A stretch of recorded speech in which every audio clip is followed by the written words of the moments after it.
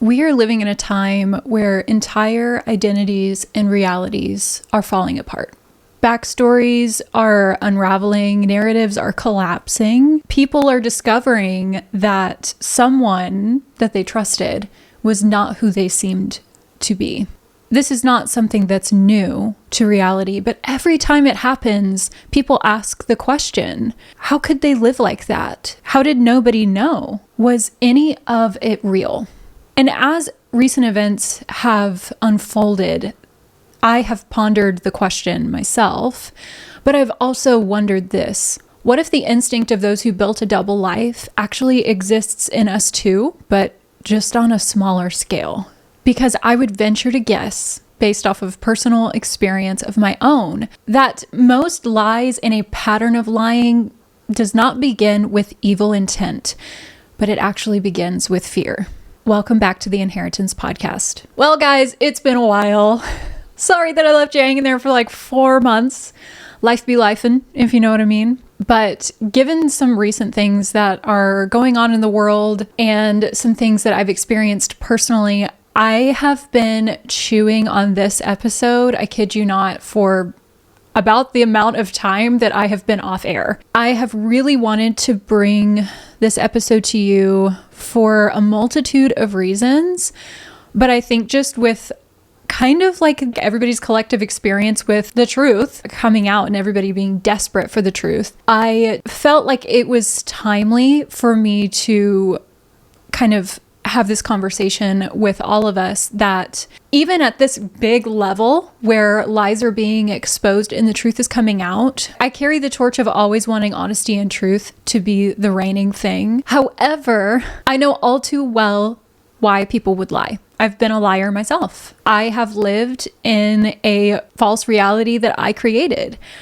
I have experienced the desire to preserve myself or to make my image seem better than it actually is. And if we are calling spades a spade, we have to look at big lies and little lies as the same. And so as much as I would love to talk about the big things, my podcast is for you. The one listener who's driving in the car, who's cleaning their house, who's doing some work and needs some background entertainment, I'm speaking to you. So I want to talk about this cover-up image management that we all kind of deal with and unpack it together. No matter if you are somebody who is actively doing image management for yourself and you are covering some things up in your life, or if you are with somebody who is doing that, if you know someone who's doing that and you don't know what to do, this episode is for you. So as I stated before, we are living in a culture of image management. I find it ironic because I work in marketing and I do a little bit of PR for people. I find it entertaining and funny that PR is kind of a meme right now because of this culture that we have from social media. We're just influencers and people who have any sort of status. We all know that social media is not real. We all know it. We all know people with power and influence. Their lives are not what they seem. But then we have people who are paid to curate that image. But nonetheless, it is a part of our culture because this thing is an extension of our bodies now. We have access to anything and everything pretty much that we could want because of what having a computer in our back pocket and social media and all of that stuff having direct access to that has done. With that in mind, we live in a time where culture, curated identities, strategic storytelling, personal branding, performance over presence, this is normal. This is our normal. You're kind of hard pressed to find people who are just authentic through and through from the get-go. The thing that kind of really struck me during all of this stuff that's coming out is I know full well that cover-ups are not just a political thing. It's not just stuff that happens with celebrities. Scandals are big for those people because of the status that they hold and the amount of people that are witnessing their life. But this happens every day. Cover-ups happen every day in little Joe Schmo's life all the time. It happens in marriages. It happens in friendships, in churches, in business partnerships, in families. Lying happens all of the time. But most of those double lives are not dramatic. It actually is just omission, or it's minimizing, or it's someone saying like, well, I didn't think that that mattered, or it's, well, I'll just deal with it later. And the danger in all of this is not the big explosive lie. It is the pattern of concealment. And so I kind of want to talk about it all. Like I said, I've been thinking about this podcast episode for a long time, and we're going to get into all of it. So no matter what you're doing, just sit back, relax, and just come along this journey with me, because I do feel like this is going to resonate with you. Here's what we don't talk about enough. Most lying is just self-preservation. I legitimately was talking to my brother about this yesterday. I see self-preservation like everywhere my eyes open. It is unreal how it's almost programmed into the human essence. Your nervous system is wired for attachment. And if you know anything about attachment styles or therapy or anything like that, I would encourage you, first and foremost, go figure out what attachment style you have, because a lot of this contextualized within like your attachment styles might actually help you in terms of what we're talking about. But nonetheless, when honesty feels like it might cost you love, belonging, security, or status, your brain reacts as if it's danger. Studies show that the majority of people admit to distorting the truth to present themselves more favorably. Most everyday lives are self-protective, avoiding embarrassment, rejection, or punishment. But that doesn't make it all harmless. However, it is a universal human experience. What all of that means is that your brain would rather protect your image than risk losing connection. And a lot of that has to do, like I said, you should go and research your attachment styles. But when people kind of encroach upon something that makes us feel vulnerable, where it would require a level of honesty, where we need to tell the truth, if we feel like it is going to risk connection with him in any way, whether it becomes an argument, whether it turns into rejection, whether it makes us feel that anything in that relationship is going to be harmed in some way, we will react by trying to kind of cover what the honesty would be, and maybe make it appear in a way that is less threatening to the connection. But the reality is that if you feel like you have to hide whatever it is that you feel like you have to hide in order to keep that connection, you're not keeping them. You're putting that situation in more risk of danger. You're pushing them away. Like I said, all of this can bleed into all different kinds of relationships. If you have just friendships or family, if you're married, coworkers, business partners, whatever, like it will bleed into all of that. If you make this a habit, depending on your attachment styles, if you really just lean into whatever that is, which I'll just basically say, like, there are anxious attachment styles, there are avoidant attachment styles, and those are the two most common. There is a secure attachment style, which all of us should strive for when we are our most healed version of ourselves. However, there are other attachment styles, but the most popular and often broken are the avoidant and anxious attachment styles. And if we always give in to whatever that attachment style says when we feel threatened in order to be vulnerable, then we will allow this to become a ripple effect in all of our relationships.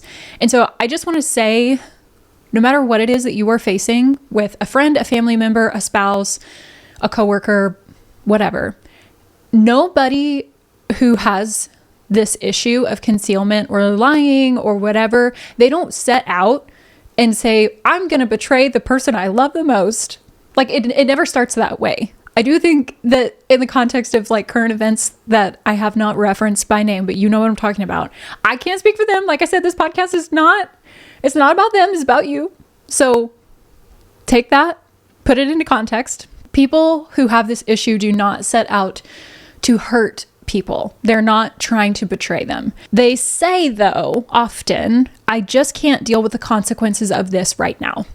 So if they feel like they have to hide something, or they're dealing with something, or they're doing something that they know that they shouldn't be doing for whatever reason, if it were to come to light, or if they were to choose to be honest about it, the consequences of doing that seem very threatening to them. And so they say, you know what? I will do XYZ, which could be, I'll just pretend it's not there. I'll sweep it under the rug.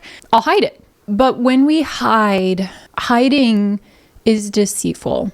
Whatever it is, if you're somebody who's stuck in this pattern, I can't name what it is that you're doing, but there's a reason why you feel that you can't be honest about it. Whatever that is, if you choose to hide it, it is deceit.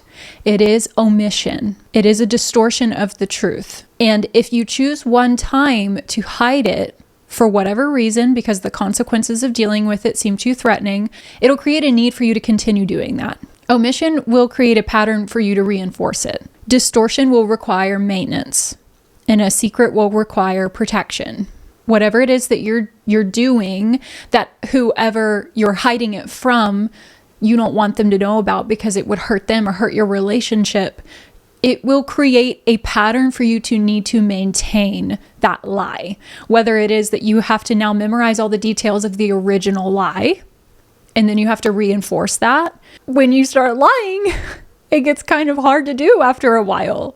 To keep all of the details of the original story put together when that never happened or didn't happen like that, it gets really difficult. It will create a void where you now have to fill it with something. And it's not easy. It is not easy to maintain a lying lifestyle. Take it from me. We're going to get there. The one time you lie creates a pattern, and over time something shifts where you start doing it. It becomes a pattern of omitting details, distorting the truth, whatever. Over time, something will shift and you start to compartmentalize, you manage narratives, you track who knows what, you rehearse explanations. Whoever it is that you're lying to, you become divided from them, because the lie and trying to manage the lie takes a lot of your energy, because you're trying to preserve this form of reality at the expense of the person that you're hiding from. Because what you think that you're doing, what you told yourself the first time when you lied because you were scared of being honest, was that it would hurt your connection with that person. So then you chose to lie. Well, when you covered from them, kind of created a wall where they can't see certain things. And then as you start lying more, you kind of build walls around yourself from that person. And so when you originally were trying to do it to spare them, now you're becoming divided from them with the lie. It's you and the lie now. Lying one time is not normally explosive, but it becomes incremental. And that's why it's dangerous. Because you build on a foundation of a lie, and then the more that you lie, you build something really big, because you reinforce it. You build on it. You add to the story. You add details, or you just lie more. And every time you delay the truth, you strengthen the muscle of concealment. The more that you lie, the more you practice deceit. Some people can get really good at it. Some people are just really bad at it and they just don't want to be truthful. The longer you lie, the more of a big deal it is that you lied in the first place. Rather than just being truthful, or rather than just lying once and then being truthful, a lot of people will lie, and then because they avoided the consequences of being truthful, they feel that that is safer. And so then they create a pattern of lies. So then we layer on a bunch of different lies, and we manipulate the story, and we try to make sure that people don't talk who know about stuff. And then the lie becomes really big, because there may be other people involved in this lie, or there's a lot of other details that over time we've just concealed and concealed and concealed. And it's not just one lie, it's a multitude of them. I was listening to a podcast a while back. He's kind of a radio talk show host, and he was taking calls, and they were specifically talking about lying and like trying to understand, why do people lie? And ultimately, like, everybody has to answer that question for themselves. If you do develop a pattern of lying, or if you find something in your life that you don't love and you want to conceal it, cover it up, you have to answer that question. Why do you lie? But this one guy called in to the show. He said, I have been lying to my girlfriend. They're going to college together. But he said, I've been lying to my girlfriend for the entirety of the school year that we've been going to school. And the lie was that for the last school term, he hasn't really been taking school seriously. He has been ditching classes. He's been, not doing things that he should be doing. And he lives with his girlfriend. And so that has created, some tension in his heart because he knows the truth, but she doesn't. And so he's concealed the truth, but he's dealt with all of the tension of obviously not being fully honest with somebody that he shares a bed with. So he called in and said, I don't know why I'm lying. I don't want to lie. Can you help me? And I thought the follow-up question for this guy who called in was extremely fascinating. The guy said, well, there is obviously a reason why you're doing it. But first, before I address that, I want to ask you, because you've been lying for so long, obviously it's probably created some tension in your body that has created a need for you to kind of withdraw and dull the tension of not being honest. And so I want to ask you what that could be. And it's true. When you lie and you know the truth, but the person that you're lying to doesn't know anything, they can live in la la land. The whole ignorance is bliss. But you know the truth and you know you're lying. So you're dealing with two very heavy things: that you're not being truthful. Second, that you're withholding things from somebody that you care about. So you live in that tension. And it is so true that can be really uncomfortable. And you need to find a way to get out of that, especially when you're around that person a lot. His follow-up question was really fascinating. And the guy immediately came forth and was like, yeah, you're right. I have felt really bad about it. And it's caused me to start drinking very heavily. And I've started watching pornography. When you think about the psychology of everything that person was trying to carry, it makes sense that if he doesn't want to be honest and he's going to try and manage the truth and create a pattern of concealment, it's going to be really emotionally difficult to live in that reality and not try to numb that discomfort in some way. And so when I say if you create a pattern of lying, it will create a void that now you have to fill with things. And you have to walk this line of knowing that you're not being honest with people that you claim to care about. How do you sit with the tension of that unless you numb it? And so the guy on the show was like, okay, I had a feeling, because that is just kind of what the pattern of lying demands, unless, you're just able to turn it all off. And so he was like, well, you called in, you said that you don't want to lie anymore, and that I am going to tell you something that you're not going to like to hear. You probably don't want to hear it. It's probably not what you called in expecting for me to tell you. You have to come clean. If the original lie was that you weren't jiving with school, that you didn't want to go to school, you need to come clean. But now you've layered on these other elements that you're also concealing. And you can't just have a half truth anymore. You have to come clean with all of it, because that is what lying does. It creates a demand for you to cover, and then the discomfort of covering and lying and being deceitful creates a demand for you to either face it or run from it. And often a lot of people who believe that hiding is better than dealing with the consequences of being honest will choose the latter. They'll choose to numb. And it will create a pattern of really unhealthy behaviors that all stemmed from one original lie. And so with all of that in mind, I want to get into my personal story that I'm not proud of, but nonetheless, it is what I walked through and I dealt with for about 7 years of my life, beginning around the age of 18, maybe late 17, until I turned 24. I was not honest. It started with one lie. It had to do with something that I experienced in a dating relationship that I shouldn't have done. And really the only people that at the time I was trying to spare their emotional turmoil or distress about were my parents, because I was living at home.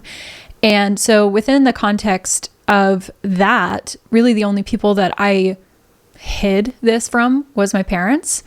And before all of that, I had a pretty good relationship with my parents. I remember all the way up until, 16, 17 years old, I was very close with my parents. We would have lots of very long-winded conversations about life and philosophy and theology and, you know, growing up, coming of age, all this stuff. I remember I would ask my mom all these kinds of questions that, looking back, I'm like, wow, that was really bold of me. But at the time, I just remember feeling very comfortable to be vulnerable with my parents.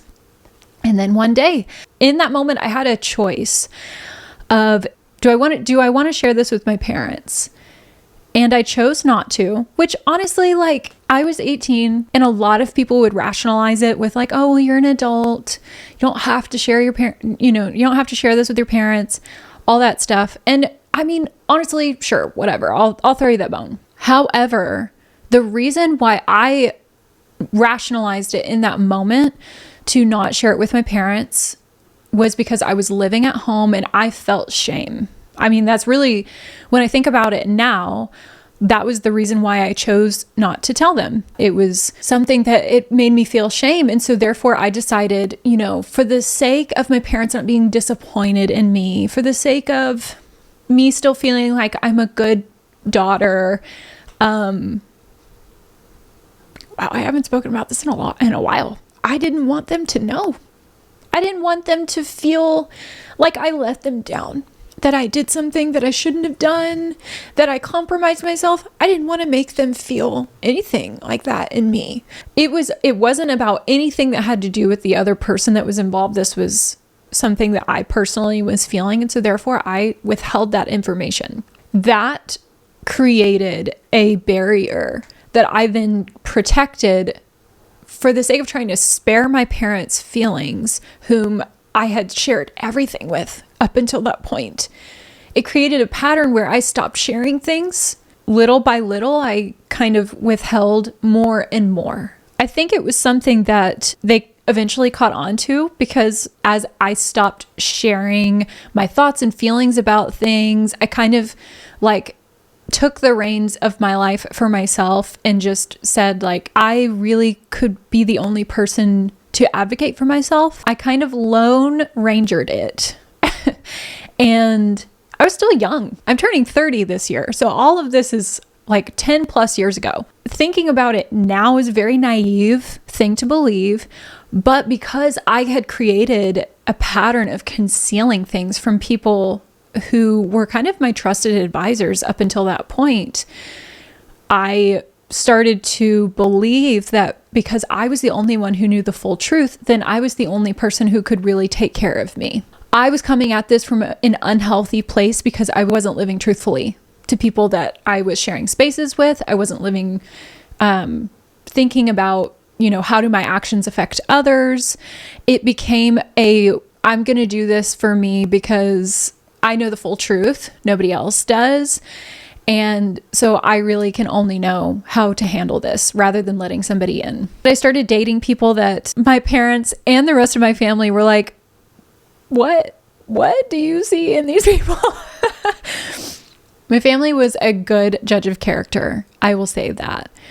But because everything that I did during that time of omitting so many things and hiding so many things about my life, my dating relationships, all of the things that would happen behind closed doors, because I hid all of that, I just felt like, well, you guys don't really know me. And so how could you know what I want? But the reason why they didn't know me is because I chose to hide all of it. So it was like I was almost punishing them for me getting into relationships that were not good for me. They were toxic.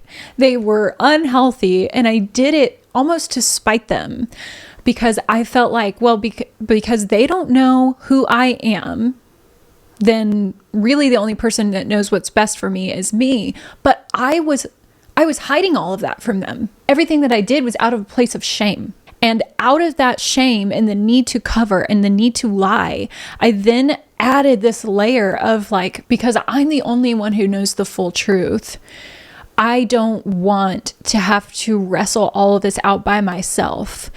And so I added somebody else into the mixture. And so toxic Cicely and toxic partner just made a whole lot more toxicity. And then a lot of other compromising took place. A lot of other elements of shame were added to the mixture, and it became a massive, massive lie that I lived.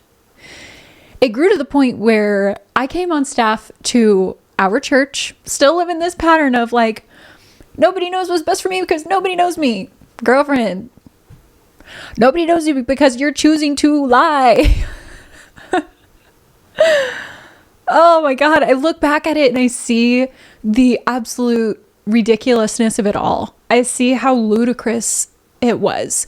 But the real like bare bones of it all was that I was ashamed.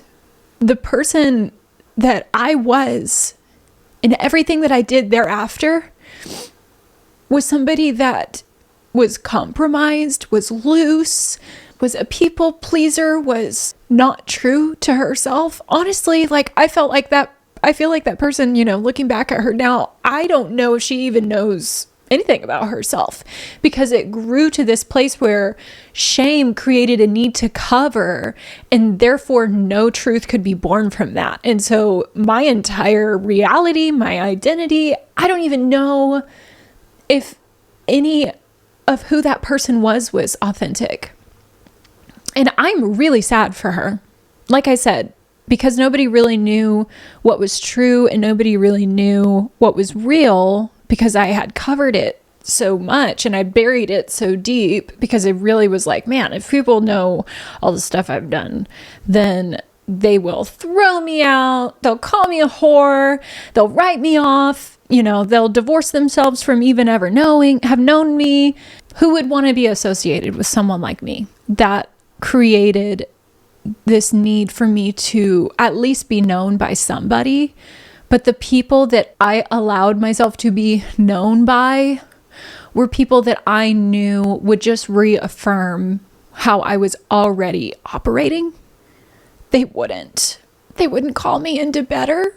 So it just allowed me to continue to delay being honest. And in that pattern of needing to surround myself with people who also championed lying, it just allowed me to cover myself with more lies and to build a wall around myself and make sure that I push all of the people who really, really did want to know me and help me, my family, my parents.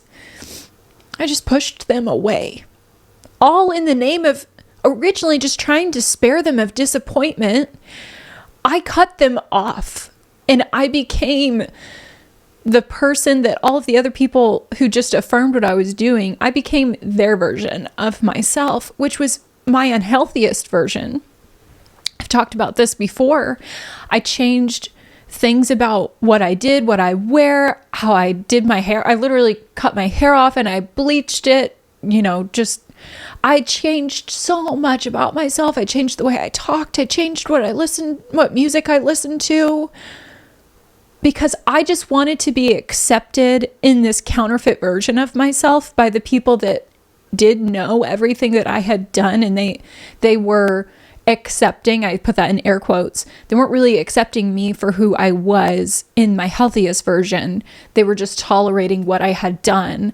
And then in that desperate need to just be known by somebody, it did require me to not be true to myself, really, because being true to who I am fully in the right way would be being true to the truth. It would have been being true to what happened and allowing that honesty to come forth. But I didn't for 7 years. I locked all of that away. I locked the people that I genuinely, like, even during that time, you could have asked me, who do you love? Who are your friends? Who are your family? I would have named my parents. I would have named my siblings. I would have named them as the people that I loved the most.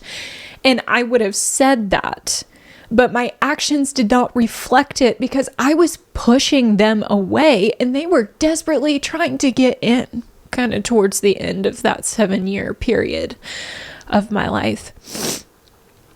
I remember my parents many times. I remember my siblings, even friends, having, one-on-one conversations, coming into my bedroom when I was, doing homeworks. At that time I was in college, just pleading with me to help them understand why our relationship was the way that it was. It was the same theme of them kind of like trying to get me to open up. All of my friends and family kind of had those conversations with me, just desperately trying to understand, why are you so closed off? Like, this isn't you. Like, this hasn't been you up until recently. Like, what's going on? What did we do? Did we say something? I'm not entirely sure how it all fell apart, but I do remember there was a moment where it kind of felt like the scales fell off my eyes. I didn't just wake up one day and think, I'm just going to tell them everything. To hell with all of this. Like, I'm done lying. I didn't think that. I didn't wake up one day and think that. I remember it all came to a head when I was with somebody and I got word that they were going to do something that was going to hurt one of my family members, not hurt as in physically maim them, but harm their reputation. And I had learned in that same moment that there had been prior instances of this person insulting my family, different family members. And I just was like, nobody gets to do that to my family. And it kind of just like woke me up a little bit. In that same moment, I found out about kind of a threat that had been out there against my family by this person that I was with. And I just was like, no, absolutely not. And it was like a couple moments in a row happened like that to where I was like, what have I been doing all of this time? Like, I've put these people in this life that I've been living in a position above, people that I actually do genuinely love and care about, who do genuinely love and care about me. But for the sake of preserving this reality that I've cultivated around this giant lie, I mean, I wasn't thinking of this verbatim, but, for the sake of preserving myself and preserving this reality, I've pushed all of my friends and family away for this one person who's now trying to hurt those friends and family that I do genuinely care about. And I was like, oh, hell no. No. I went and ended that relationship, and I came home and I told my parents that I had, and we just started talking, and they were grateful that this happened. But at the same time, there was like this giant, like, why now? What has been going on? Why did we go through all of this? And I'm not saying like they were not grateful. They were very, very grateful. Like, this was very good, but there was a lot of questions after the culmination of realizing that what I had cultivated was so unhealthy, how that breakup went, how, just all of this flood of emotions that I was having of like, I've been trying to preserve myself for the sake of sparing people that I love, but all that I've been doing is hurting them. And it's created this like false sense of reality that like everybody sees right through. Like, it's why am I doing this? And in one conversation that I think lasted maybe 4 hours, I told my parents everything. And it was so ugly, but it was so beautiful. Not everybody is going to be as blessed as I am to have been able to be that brutally honest and that lovingly embraced. But I was. And I credit them entirely. And God, who went before us and prepared both of our hearts for that conversation.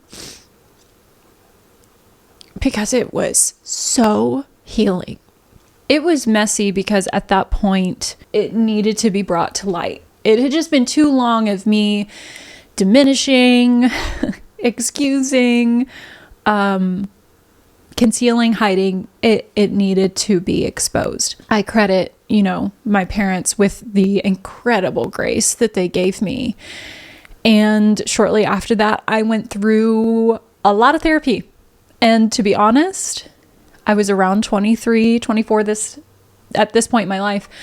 I am now 29 going on 30. I am still in therapy. A lot of the, trying to understand why did I lie for so long, I unpacked from the get-go. I understood it. Like I said, I felt like the scales fell off my eyes and I immediately was aware, like, I do not need to live this way any longer. And I kind of feel like I was delivered from lying. Like I saw the error of my ways and the error of my belief enough to realize, like, it is not worth it to live in this way, in such a way where I believe that lying and deceit and hiding to spare someone's feelings, quote unquote, is worth what this turned out to be. Because it's not. The fact that I believed that doing this would yield better results than it did was a lie. I believed a lie about lying, about hiding, about concealment, deceit. Like, nothing good can come from this way of life. And I learned it pretty immediately. Like I said, I'm still in therapy constantly for a multitude of other reasons. Like, this wasn't my only issue, guys. And it's been really good. But what I have said to myself, a promise that I have made to those that I love, is that I won't live that way anymore. If being honest hurts somebody, I can find a way to deliver the truth in love, but I'm not going to hide the truth. Because in the end, really the only people that in my lie I ended up hurting was the people that I said I was trying to not hurt. I hurt them so bad. They were my victims that I made. Yes, I hurt myself. I put myself in positions in the name of concealment, in the name of trying to protect people. I created an alternate reality. Like, I destroyed my identity. I compromised myself, and all of that is true. Yes, I'm not saying that I was not a victim to this, to what I did, but the reason why I justified my lie in the first place was for the people that I ended up victimizing. There is no other way to look at it. I was not lying because I was evil. I was lying because I was afraid. And obviously it grew to this extreme thing that, stripped down to its bare bones, was fear and shame. But nonetheless, my fear does not excuse what I created. In the name of that fear, it doesn't excuse the patterns. It doesn't excuse all of the hurt that I caused. It does explain them, though.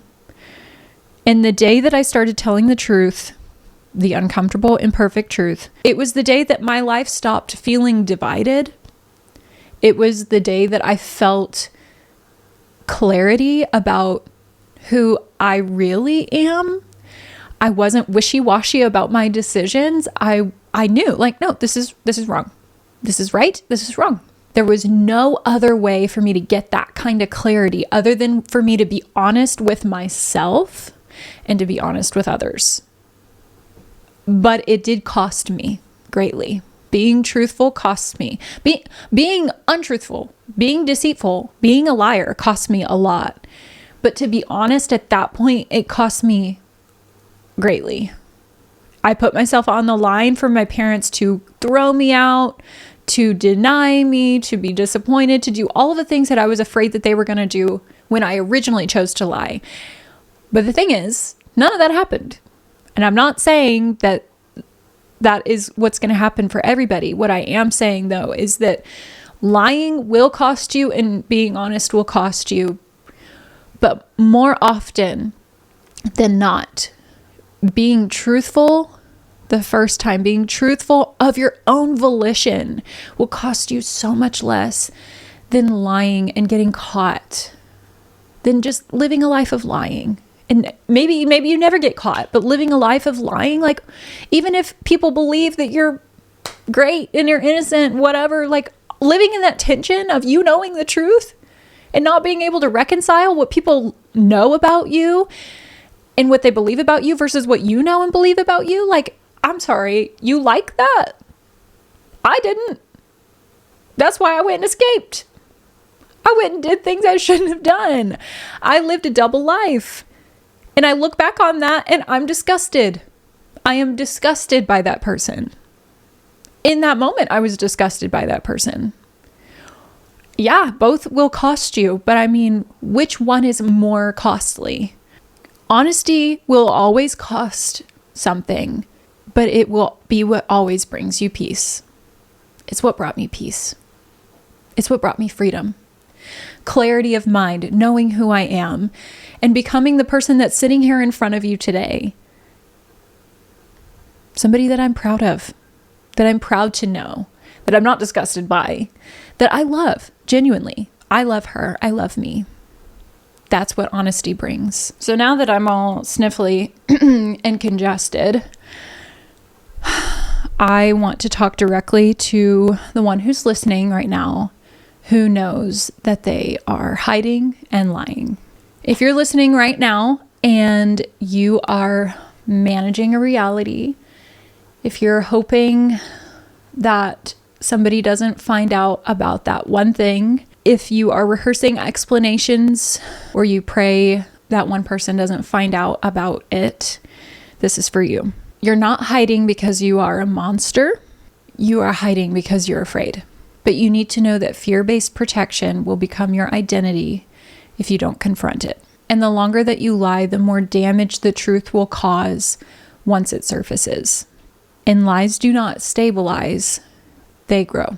Like I said in the beginning of this episode, I don't believe that everybody sets out to betray the people that they love the most. They don't set out to say like, I'm going to hurt the people I love the most in the most egregious way possible.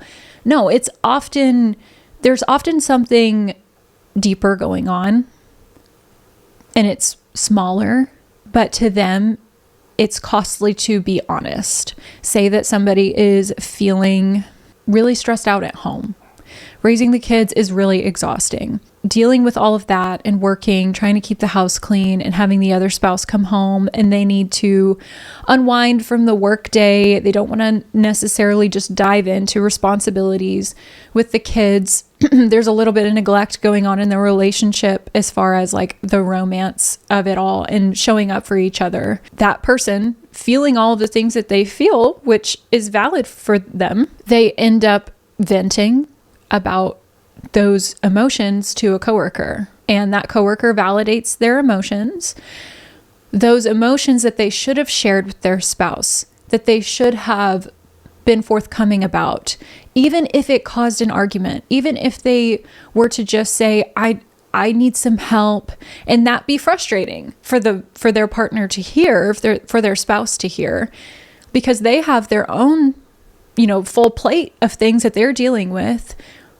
Instead, in order to avoid an argument, to avoid conflict, whatever the reasoning may be, they went to a third party and now created this relationship where they vent to this coworker about all of this stuff. And that coworker validates their feelings and becomes the sounding board that their spouse should be.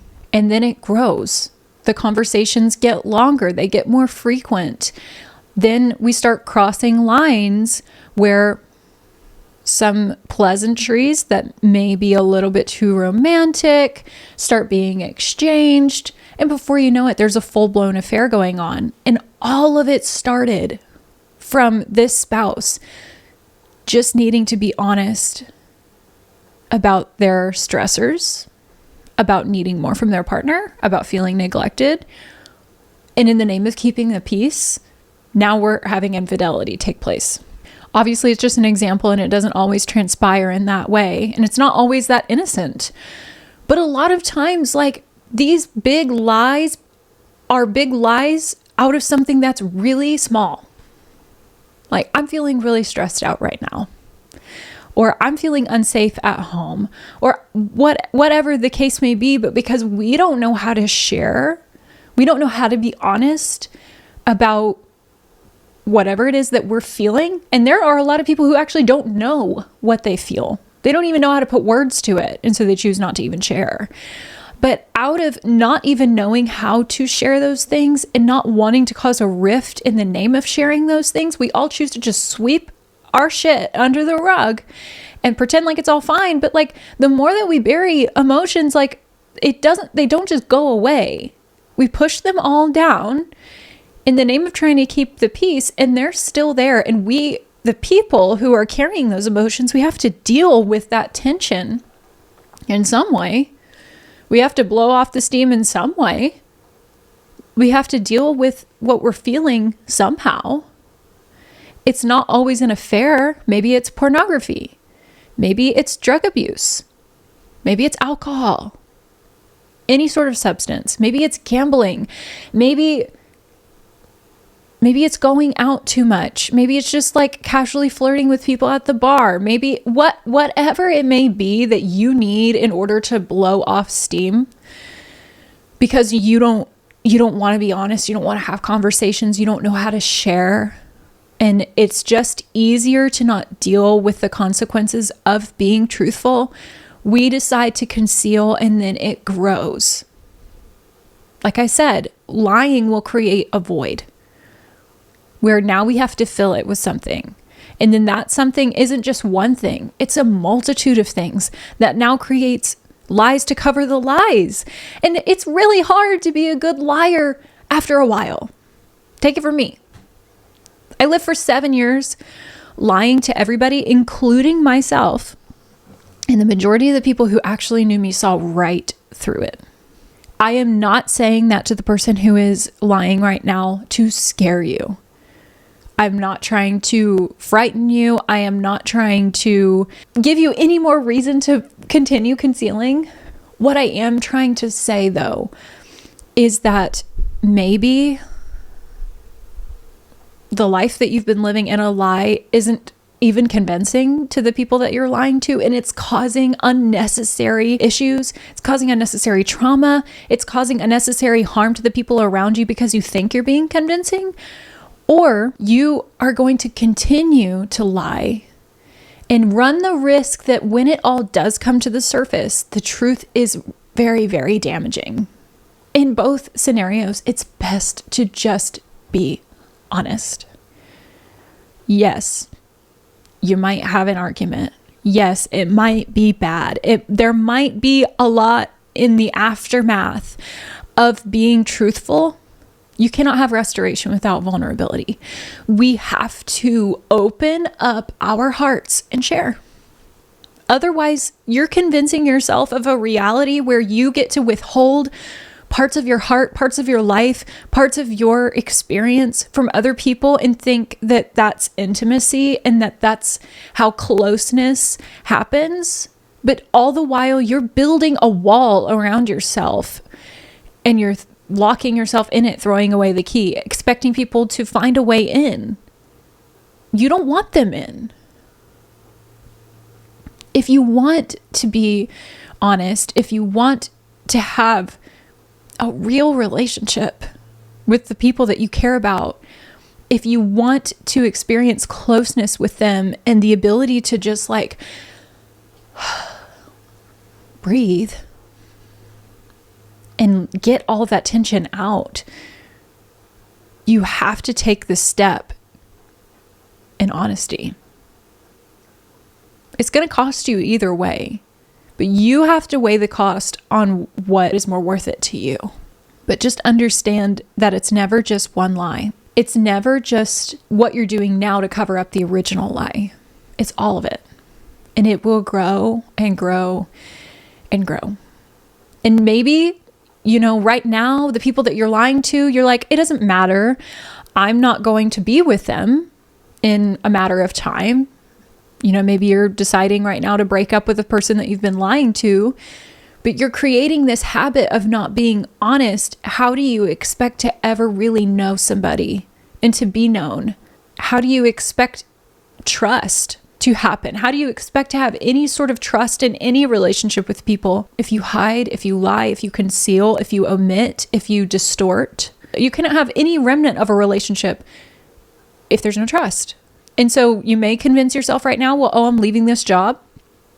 I'm leaving this person. We're not going to be friends anymore, whatever.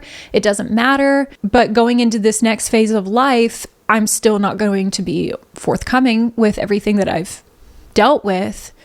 How do you reconcile the deep desire and the deep need of every human heart to genuinely be understood? Which, if you've read How to Win Friends and Influence People, if you've read any sort of book about relationships with people, that is the need of the human heart, is to genuinely be understood. You can't be genuinely understood or deeply understood without truth and vulnerability and honesty. And I do believe that every human heart does want that. So you have to weigh the cost of what your current reality and your current situation looks like and continuing on that path, or the cost of being truthful and what that could bring. So with that in mind, I also want to talk to the person who has been lied to. If you've ever discovered something that made you question your entire reality, you need to know that your confusion, it makes sense and it's normal.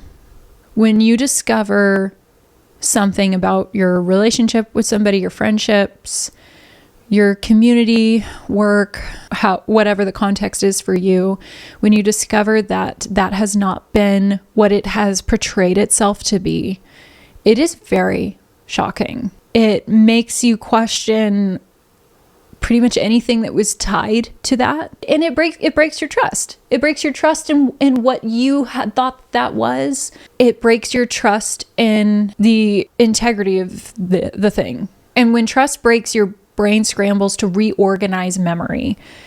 You end up asking yourself, and I've been here, and I've been the one to make somebody else ask these questions.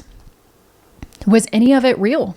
Did they ever love me? Who even are you? And I need you to know that is not a sign of weakness. It's not a sign that something is wrong with you. This is what shock is. It's genuinely the personification of shock. Something that I have told a lot of other people who have come to me with this, and something that I have to tell myself whenever I face these things, is that just because you have discovered that there was a discrepancy between what this person was telling you and the actual truth, it doesn't mean that the entire experience of being this person's friend, their coworker, a partner, dating relationship, whatever, it doesn't mean that nothing of it was real. Some of it may have actually been very real. The thing that I think a lot of people, when they're in this moment of shock, even though a lot of it probably was real and still is, the deception will contaminate clarity. And so it leaves your brain kind of in this place of like, I don't really know what to believe.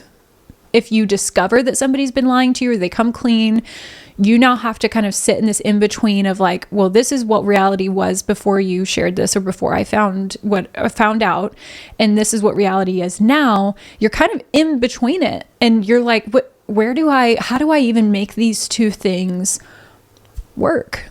For somebody like me, and I mean, maybe my parents felt this way when I was being dishonest with them. But for somebody like me, when I have kind of been in this place where I'm in between, those two realities, where I find out somebody hasn't been honest, or if if somebody comes to me and they share stuff and it requires, some sort of reconciliation of all of it, I am the type of person where I kind of turn on myself.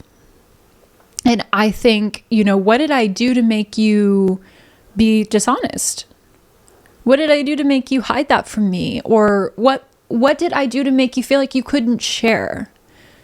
And I am the type of person, not everybody is like this. And so if this is you, great. I'm glad that, I can make you feel seen. Not everybody's like this. Some people are like, you're dumb. Peace out.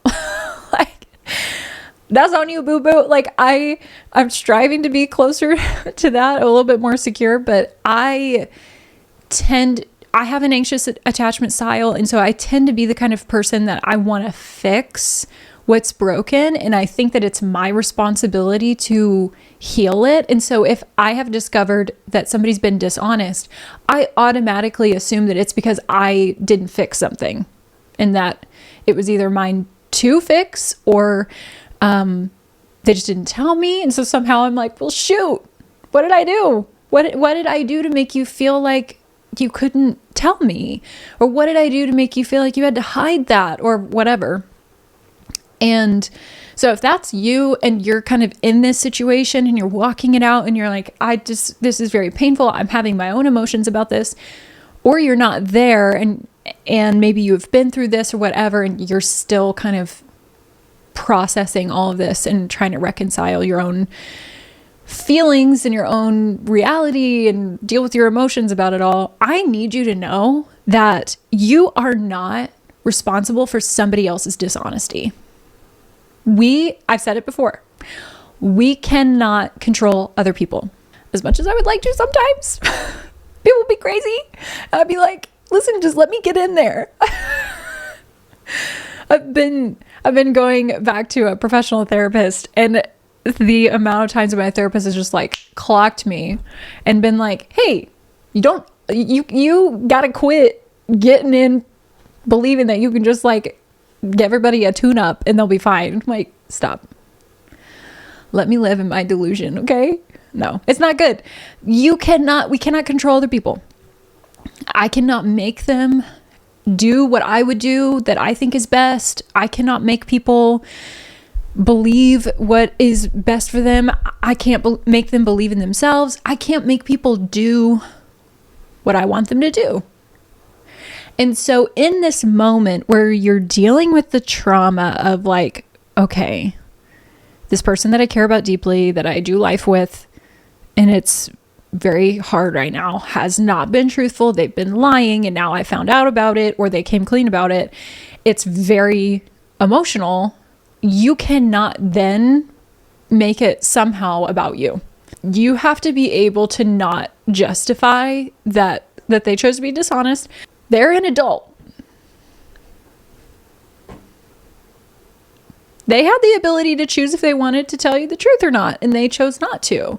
That was the exercise of their free will. So you were not responsible in any way for how that played out. The thing that is also true is that even in all of that, trust can be rebuilt, but only through radical transparency and consistent patterns of truthfulness. And as somebody who is on the receiving end of that dishonesty, you kind of get to like decide if you want to do that. Like if this is like a marriage situation, I've seen a lot of marriages overcome immense, damage of trust, if not actual total annihilation of trust. People can rebuild trust in the most vulnerable, painful situations. But if you have been hurt by somebody being dishonest, say that this is something that has been a pattern of dishonesty, where it's like, we keep having this discussion where you come to me and you come clean and then you do it again and then I find out about it or whatever. You get to make the choice. Do I want to be friends with this person? Because it seems like they tell me they want to be honest, but then they don't want to be honest. Or, if this is something that is just a one-time thing and it's very severe and it's been going on for a very long time, like my example, my parents had every choice on how they were going to handle my truth then. Because it's like, this was delayed by 7 years. At that point, why didn't they just write me off? You have the ability to decide, am I going to give this person grace, or is the trust broken beyond repair? I don't necessarily think that, we should all just jump to the conclusion of like, no, burn the bridge, done with that person, write them off. Like, I think a lot of trust can be rebuilt. But you, as the person who has been hurt, you can kind of set the parameters of what rebuilding trust looks like. But it is going to require radical transparency. And you can't necessarily like force that. Just like you can't force somebody to be honest or do anything else. That person has to want to be transparent. And it can happen. And I'm not trying to scare everybody who's listening, the person who's lying and the person who is a victim of the lies. Like, so much good can come from people actually being honest and rebuilding the trust. And it is possible. And it's a beautiful, beautiful thing. I am somebody who rebuilt the trust, but it took, on my part, as somebody who really deeply hurt people. And then I was honest with it. I had to be so radically transparent. I had never shared my location with my parents prior to this season of like lying. Why would I want to share my location with them? Why would I want them to know where I'm going if I'm genuinely concealing everything that I'm doing? Like, no. After I decided I was going to be honest, I was like, no, people who are going to hold me accountable, here's my location. Like I said, I went to intense therapy. I was in accountable relationships. I was in and out of different counseling, things. I had to choose to be radically transparent. And there was a time right before this all came out and everything came to a head where I was actually going to therapy and I was trying to be in accountable relationships, and I didn't want to be transparent. And this was before, all of it came out. And before I shared everything. This was before the scales fell off my eyes and all that stuff. And the difference in how I approached being transparent was palpable. Like it was in your face. But the difference, the main difference between those two things was that in one instance, I didn't want to change. It was so much easier to just continue on, even though everybody saw right through it, even though everybody knew the truth. And I just didn't want to acknowledge it because it was so uncomfortable at that point to look at what I had done and deal with that. No, it was easier to just pretend it wasn't there. And then I didn't want to be truthful. And so I wasn't. And I didn't rebuild trust. I damaged it further. When I actually went through the season where I was done with lying, I went above and beyond to rebuild that trust. But like I said, that was my choice to make as the person who damaged those relationships and who broke that trust. It was up to only me. And so as someone who is walking that out with somebody, you kind of, if you're anything like me and you have an anxious attachment style and you want to fix and you want it to be okay and you have your 5-year plan of how to rebuild trust, you have to let it go. You cannot make people do what you want them to do. Can we believe the best about people and pray for them and hope that they will be better? Absolutely. But there is no holding their hand for them. You have to deal with what now is happening in your heart and your mind. And for a lot of people, that looks like therapy. Shocker. But it can be done. It can. And it does. It happens a lot.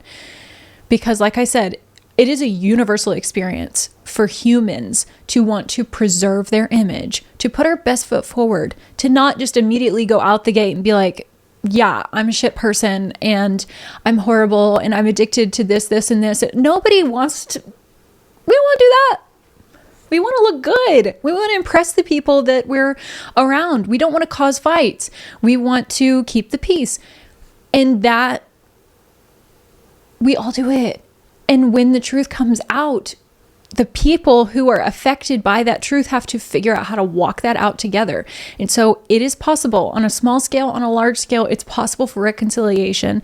It's possible for rebuilding trust for you guys. So I would encourage you, if you were somebody who's experienced any sort of betrayal like this, and you want to have grace and walk healing out, or even if you don't, if you're like, I can't be friends with this person, the damage is too far, it's too much, I'm going to have to exit this friendship or exit, employment here or whatever that looks like, you need to be in therapy, because it's the trauma of that and the disillusionment of trying to figure out, was my life even real? And was this like a genuine friendship, or did they even care about me, or was it all a lie? That is a lot to suffer through alone.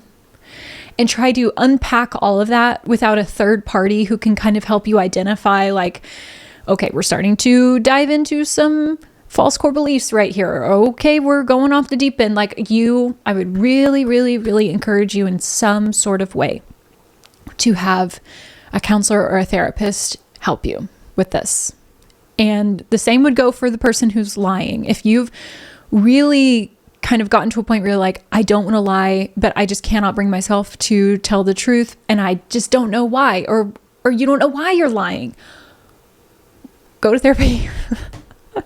Please, like, have somebody look you in the eyes that you trust to be fully honest with, and start practicing transparency with them, unpack it, and then move forward with being truthful. All of this, when I was thinking about doing this episode, I had this visual come to mind because I was like, man, you know, every time somebody lies, it just like grows and grows and grows. I had this mental picture of the rumor weed from VeggieTales. And I kind of laughed to myself because it's a funny visual. It's a child's cartoon. It's honestly like that episode is a lot more profound than I feel like a lot of people give it credit for, which honestly, like VeggieTales, they the real MVP. Okay. The episode with the rumor weed came to mind, and it is so true. And if you haven't seen the episode, it's a Larry Boy episode who's like the superhero, Larry Boy. It's Larry the cucumber, and he's a superhero, and he goes and like fights crime. But the only way to fight the crime is obviously like dealing with some sort of biblical principle of something like, oh, we need to tell the truth, or we need to own that we did wrong, or whatever. Like Larry Boy, I don't want to say he's like obsolete, because he doesn't really like fight the crime. He just kind of like shows up and he's like, oh, well, really all you needed to do was not lie. What ends up happening in this episode is that there is something going on in the city, and somebody tells a rumor, which is a lie in this particular instance, and it becomes a weed. The rumor is a weed, like it's personified as a weed. And so the rumor weed is a talking weed, and it shows up in everybody's like suburban backyards. And it's like, oh, did you hear that so-and-so did this? And in this particular instance, the rumor is a lie. So it becomes harmful. It divides the city, but it's a weed. And so every time somebody participates in the rumor grows in other people's yards. And so they call Larry Boy and they're like, hey, we can't get rid of this weed, and she won't stop talking and like spreading falsehoods about people in the city. So Larry Boy shows up and he starts hacking away at this weed. He takes like a weed whacker, he starts taking shears, lawnmower, cannot get rid of the weed. The weed just stands there, and she's like, what are you doing? And he is stumped, genuinely. And the rumor weed, the one that's in the lawn, is like, you're not going to get rid of me that way.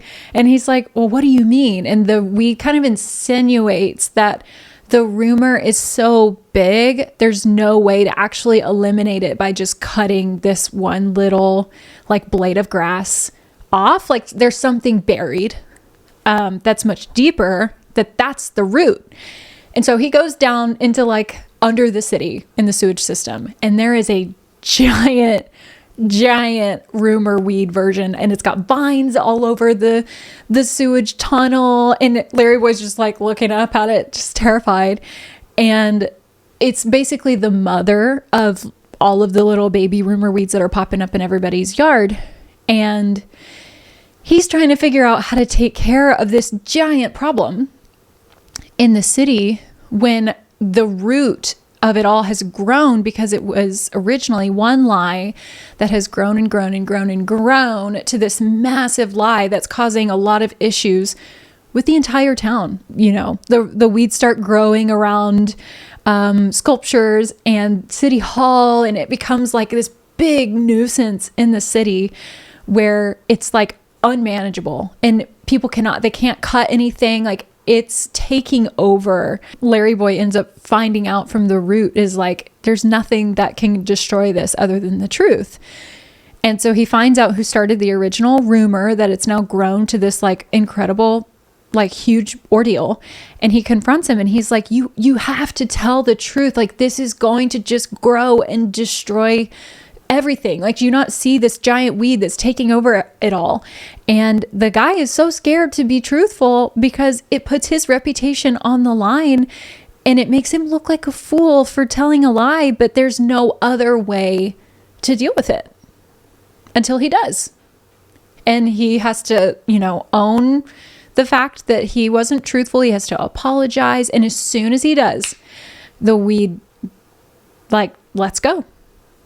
And the city, it's almost like it's a personification of like what comes, it's the clarity of like, oh, now I can finally see my town. I can see my neighbors. I can see them with the truth, with the lens of truth, because I was lied to. That's just what lies are. They start small. They seem harmless. Like, oh, are they really going to care if I do this in secret? Is it really that big of a deal? And so then we decide to not tell, or we decide to lie, or we decide to cover or distort. Like, maybe it actually was this, but I'm going to tell them that it was not that. It's like, oh, well, we'll just kind of change the details so it doesn't sound as bad. Makes it look a little bit more innocent. They are always like that. And we think that it's innocent intentions. We think that it's not a big deal. And it's manageable at first. And then one day you realize the roots of all that, of that original lie, are everywhere.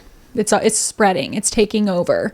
It's touching every area and realm of your life. Every relationship. It's affecting everybody. Because you're the common denominator. The root is in here. It's inside of you. It's what you're concealing, and it's growing, and it's affecting everything that you are surrounded by. And the thing that you need to see in the parallel of the episode and what is true about lying is that Larry Boyd, he doesn't defeat the lie with force. There's no hacking away. There's no cutting it down. There's nothing that he does. The thing that defeated the rumor weed and what's true about lies is that the only thing that can defeat it is the truth.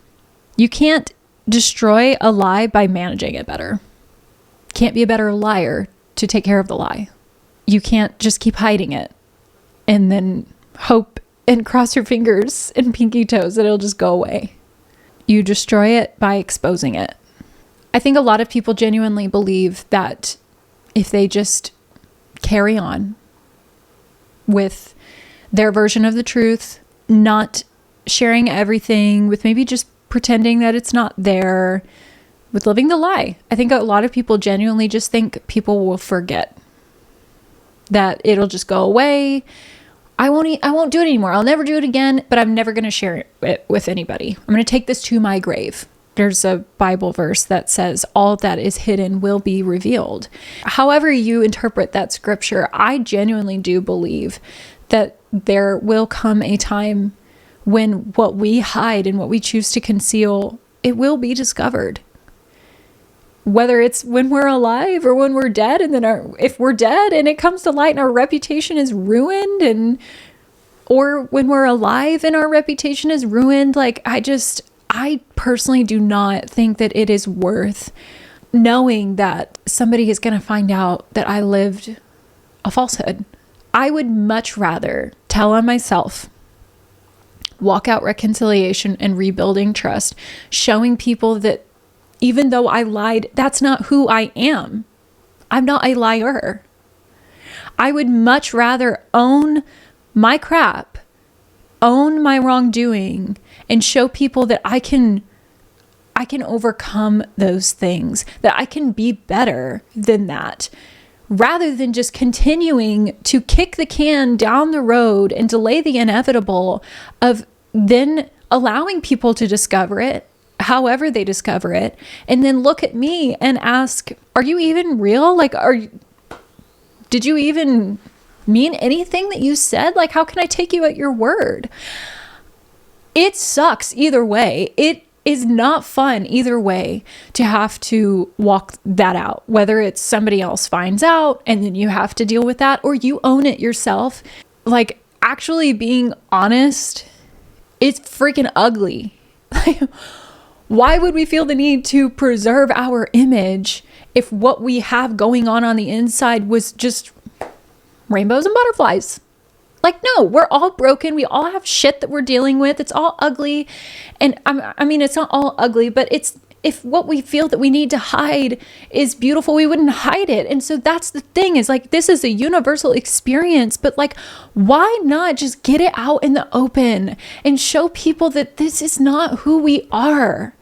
We can do better, that we can overcome, that we can forgive, that we can have grace, that we can know that, yes, we are not perfect, but we can walk each other towards better. And we can only do that. We can only walk each other towards better if honesty leads the way. Otherwise, you go and Lone Ranger this life and no one's really going to know you. Inevitably, your crap's going to come to light, and it's just going to reinforce the fact that, yep, they wanted to be alone, so now they're alone. And I'm really just not trying to be rude about all of that, but I cannot for the life of me, because I lived this way, justify the hiding and the lying and the deceit. I can't.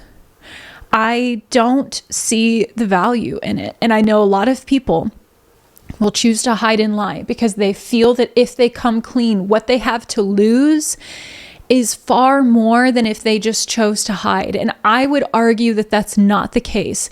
I do believe that people are very forgiving when you own your crap. Accountability is a beautiful, beautiful thing. And if you look online and you see, the difference between, in these public scandals, if I'm going to reference any of them, the difference between people who are outed and then choose to just not even acknowledge it, pretend it's not there, versus those who actually do own it and take accountability and apologize and commit to do better and try to walk that out. How the public receives that is so strikingly different. And I would use that as an argument against somebody who says, well, if I do come clean, if I do share, if I do expose it, then I'm going to lose everything and no one is ever going to trust me again. I disagree. Maybe you would lose some. Maybe what you have to lose is what you should lose, because maybe what you're using in order to conceal your life, maybe you're using that as a way to manipulate the truth. Maybe you should lose that because it would make you better, but I don't necessarily think you just lose it all. I do think that if we choose to live a life of deceit and concealment and hiding and lying, when all of it comes to light, when we don't own it and when we don't expose it ourselves, it is much more severe. Think about it. If you've been on the end of discovering that somebody's been lying to you, how do you feel versus when somebody comes to you and owns it? There's a significant difference in the emotional reaction that your body has. I know that. I knew that when I came clean to my parents, and then there were other things that I messed up on. I immediately was like, nope, it's going to suck, to be honest, but it's going to feel way better if I just say, I did this. I'm going to tell myself I did it and it sucks. And I'm really, really, really, really, really sorry. But I did it, versus going back down the road of hiding and lying and knowing that inevitably it's going to come to light anyway. Like I said, you as the person who is walking that road have to decide what price you're going to pay. But I would argue, because I have lived a life of lying, and I'll die on this hill, that it is so much better to own it, to expose it yourself and say, I've got to own up to this. And now I have to walk out rebuilding trust. I have to be accountable, and whatever that looks like. If you lose your platform, you lose your damn platform. Maybe it was for the best. If you lose your influence, okay, so be it. Maybe that's not what you want to hear. Maybe you would like me to feed you some stupid slop of, yeah, you tell the truth and nothing bad is going to happen to you. But that's not reality, because when you lie, it hurts people. And acknowledging that you lied is going to hurt people. But it's going to hurt a whole hell of a lot more if you continue to lie to those people, knowing that you're lying to them, knowing that they don't have the truth, because you look at what you could lose if you tell the truth. I don't get that. And I'm speaking mostly about people who have places of power and influence. I just think it's not good. Like you need to come clean. You need to be honest. In interpersonal relationships, it's another thing. It is threatening. You wonder if you'll lose your marriage. You wonder if you'll lose your kids. Yeah, that is a very real fear. And those things you have to weigh. But I genuinely believe that owning your crap leads to more grace, more forgiveness, more reconciliation, and a faster way to expedite rebuilding trust, rather than you just covering it and believing that it'll go away. I don't think it will. Not really. But you can decide what life you want to live with that. If you are living in a pattern right now, if you're performing, if you're hiding, if you're split between versions of reality, I need you to hear me. Lying is not who you are. It is what you have learned to do when you were afraid. Whether it started as a kid, when you were punished for being honest, whether it came from developed attachment styles and the threat of being truthful and the consequences of that. But you need to know that lies only grow. They don't plateau, and they don't stay manageable, and they don't go away. They expand. The longer you wait, the deeper the roots grow. You can choose short-term discomfort over long-term destruction. Honesty may cost your reputation, but dishonesty will cost you yourself. You need to know that you cannot be deeply loved and deeply hidden at the same time. You can be admired while you're hidden. You can be praised while you're hidden. You can be desired while hidden, but you cannot build intimacy on concealment. Lying fragments you into versions. The truth integrates you into one person. You don't have to live two lives. You don't have to manage narratives. You don't have to rehearse explanations. You can be one person, imperfect, honest, and whole. Healing only happens in honesty. Intimacy only grows in truth.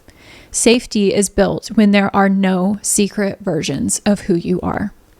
Truth feels terrifying in the moment, but lies are what destroy us slowly. And the only way to uproot them is to meet them with truth. Whoever you are that's listening or watching, I hope that this was encouraging. Maybe whatever you're doing, just take a deep breath and know that whatever it is that you're facing, it is going to be okay. This is not going to end you. You are not done. Life is not over. It may feel right now in this moment that life has halted, that everybody else who's not affected by what you're going through, they're going about their days, they're going about their lives, but you are frozen in time. And know that I see you and I understand what you're feeling. You can feel those emotions and process them however you need.